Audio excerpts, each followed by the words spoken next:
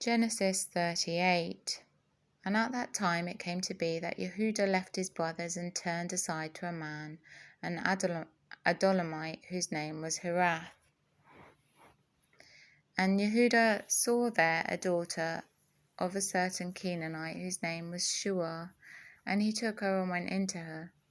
So she conceived and bore a son, and he called his name And she conceived again and bore a son, and she called his name Onan. And she conceived yet again and bore a son, and called his name Shelah. And he was at Kezib when she bore him.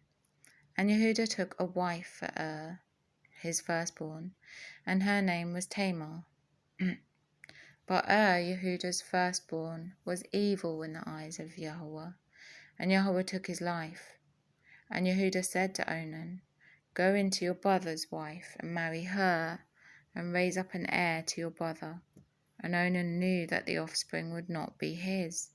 And it came to be, when he went into his brother's wife, that he spilled on the ground, lest he should give an offspring to his brother. But what he did displeased Yahweh, so he took his life too. And Yehudah said to Tamar, his daughter-in-law, Remain a widow in your father's house until my son Shelah is grown. For he said, Lest he also die as his brothers did. And Tamar went and dwelt in her father's house. And after a long time the daughter of Shua, Yehudah's wife, died. And Yehudah was comforted and went up to his sheep shearers at Timnah, he and his friend Hirah the Adulamite. And it was reported to Tamar, saying, See, your father-in-law is going up to Timnah to shear his sheep.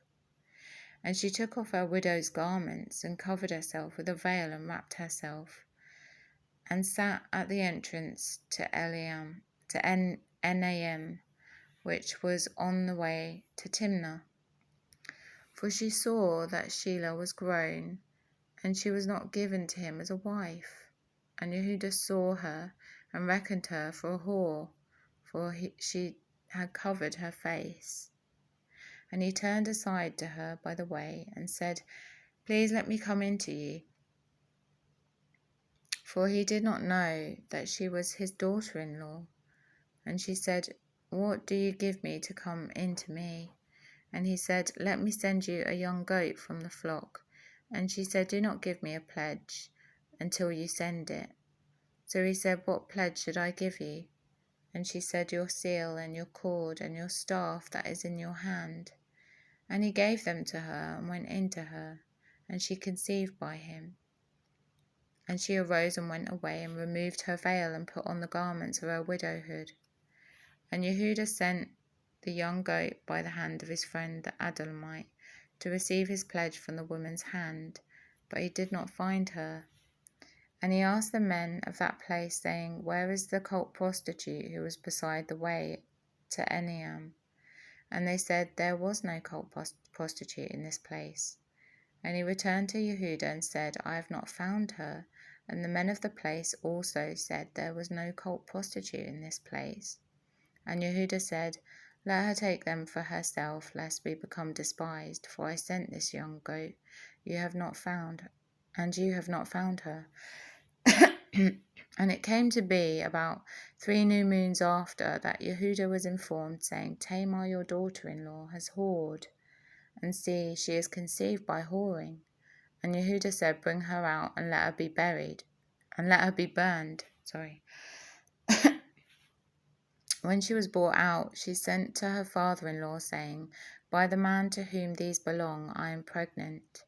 And she said, Please examine whose these are, the seal and the cord and the staff. And Yehudah examined and said, She has been more righteous than I, because I did not give her to Shelah my son. And he never knew her again. And it came to be at the time for giving birth, that see, twins were in her womb. And it came to be when she was giving birth, that the one put out his hand, and the midwife took a scarlet thread and bound it on his hand, saying, This one came out first. And it came to be, as he drew back his hand, that see, his brother came out. And she said, How did you break through? This breach be upon you. so his name was called Peretz. And afterwards his brother came out, who had the scarlet thread on his hand, so his name was called Zerah.